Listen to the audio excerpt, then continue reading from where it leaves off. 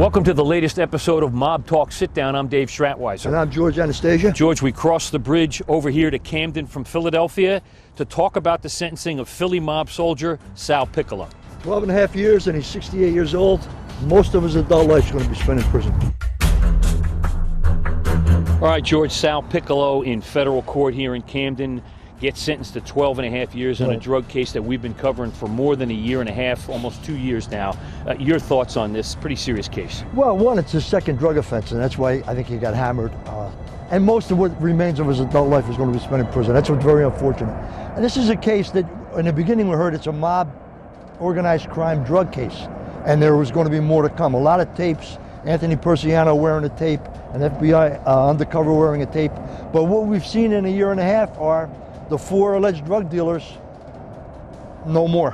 And we kept hearing there's going to be more, there's going to be more. Hasn't happened. Yeah, they've all been jailed.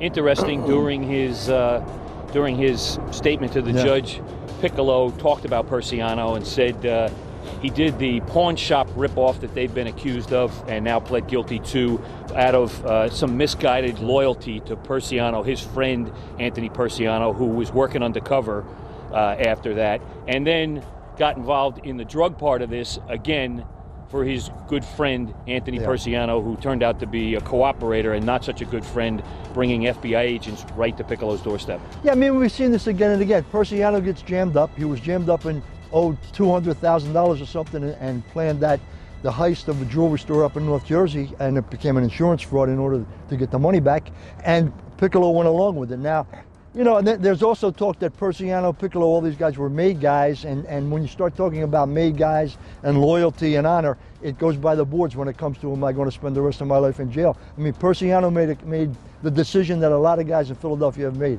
I'm not going to go to jail, I'm going to cooperate, I'm going to strap on a wire. And, you know, guys on the street say, this is a rat, this is this, this is that. At the end of the day, and we've mentioned this, I think, before, Persiano is somewhere, working somewhere. Right. And Piccolo, pled guilty. Right. Piccolo and the other guys are in jail. Now, Persiano is supposed to be sentenced on, last time I looked, it was December 19th, sometime next month. And the interesting thing to watch, Dave, I think, is if he's sentenced, to me, that's a clear signal they're not going to use him as a witness. Right. Usually, if you're going to use you as a witness, you get up on the stand and say, well, I'm waiting to be sentenced, depends on the judge, blah, blah, blah. If they're sentencing him, I think it's a clear signal we're not going to see him on the witness stand. Now, we talked to Piccolo's attorney, Lou Barbone, who's partners with Eddie Jacobs, Joey Merlino's lawyer in Atlantic City. Right. He had this to say about the sentence right after it happened. I think it's all sad. I believe what Sal said. I think he did it, and he did what he did because of his thought process of helping friends. And in the end, that's sad. All right, George, also in the courtroom was a very sympathetic and supportive family for Sal Piccolo, but right next to him, mob captain Domenic Grande and former Scarfo soldier Joe Grande sitting in the row with them as a sign of support. Interesting that they would show up at that hearing. Yeah, I mean, they're related. I think that's one of the reasons. The other thing is Domenic Grande's name has always been on the fringe of this investigation.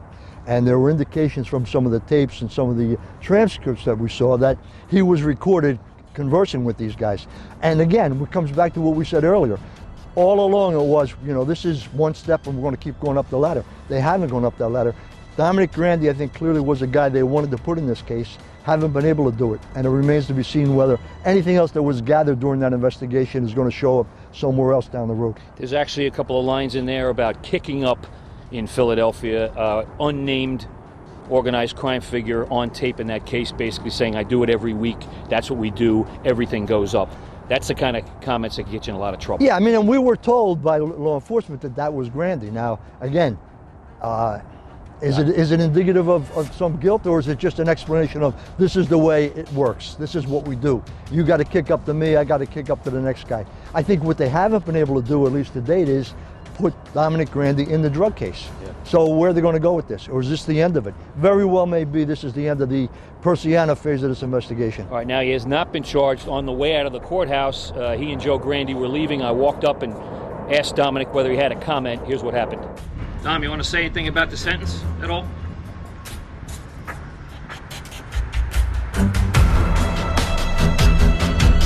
All All right, George, we're going to switch gears to a kind of Philly-centric story that's out there right now. The Irishman, the movie, is out with Robert De Niro, Al Pacino, Joe Pesci. Was in the box office, coming on Netflix, coming up here. And interesting movie, getting a lot of attention. Yeah, I mean, I haven't seen it yet, but no doubt with the actors and with Scorsese, it's a good movie. The question is it based on a true story? Is the story accurate? And that's where the flack has been coming in. You know, this is Frank Sheeran claiming that he killed Jimmy Hoffa. De Niro plays Sheeran in the movie. I've talked to a lot of people who say that's nonsense, that didn't happen. I talked to, you know, there are people who have studied the Hoffa murder for years and years and years. Guys like Danny Moldea, who's written about it at length.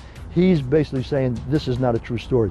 That being said, it's not going to matter if it's a good cinema. People are going to go, people are going to like it. Yeah, Moldea is actually working with Eric Shawn from Fox News, talking about this. They've been doing a lot on TV about it, and they have two other guys doing it, two brothers. Sal Piccolo, I think, is one of them. And his brother supposedly allegedly involved in that. They also have Jimmy Hoffa buried in a landfill at the end of Sip Avenue in Jersey City, right near a mob clubhouse right there, where supposedly Tony Provenzano got the order to take out Hoffa. Yeah, I mean, Provenzano's name is all over this. He was a part of that conspiracy to kill Hoffa. The Hoffa murder, the Hoffa disappearance, is one of the great American mysteries, I guess surpassed only by the Kennedy assassination. And both of those events involved the mob in some way, shape, or form. And I think, as I said, this is probably a very good movie, although, I mean, I think you indicated it doesn't rise to the level of some of the other great ones. Everybody I've talked to said it's a very good movie. The acting's excellent, very good as well, but not up there with Goodfella, not up there with Casino. Some guys even said Heat, that kind of stuff. So, you know, a good movie. I'm sure it's going to get a lot of play on Netflix, and we're not really talking too much about the movie. We're talking about the actual story behind the movie. And De Niro has been quoted recently as saying, this is our story. Yeah. Meaning, you know, and in the movies, it doesn't necessarily have to be true. I know, it doesn't, but it's pitched as, here's what really happened to Jimmy Hoffa. I think that's what bothers some people. It bothers people like Danny Moldea, who spent most of his journalistic career trying to get to the bottom of this, and to see something like this, it's frustrating. I met Sheeran once in my life. This was toward the end of his life, and my recollection is he was totally incoherent at that time. Didn't make any sense. I don't know if he had dementia at that point. There's a lot of Philly background in all of this. And depending on who you talk to, and I think Ralph Natale, who I'm not a big fan of, and you know, his credibility is also suspect, he's described Sheeran as nothing more than a drunk, and that none of this stuff ever happened. Now, I think Sheeran also claims he killed Joey Gallo up in New York, and that's another murder that, you know, people are skeptical about. Could this guy have done it? He doesn't fit the description of the hitman that night, that kind of stuff. All of that being said, Charlie Brandt, the lawyer who wrote the book, is basically laughing all the way to the bank now, because he's hit a home run with this. And there's a difference between cinema and reality, and I think we're right up against the line with this one. And that's what this is all about. Yeah.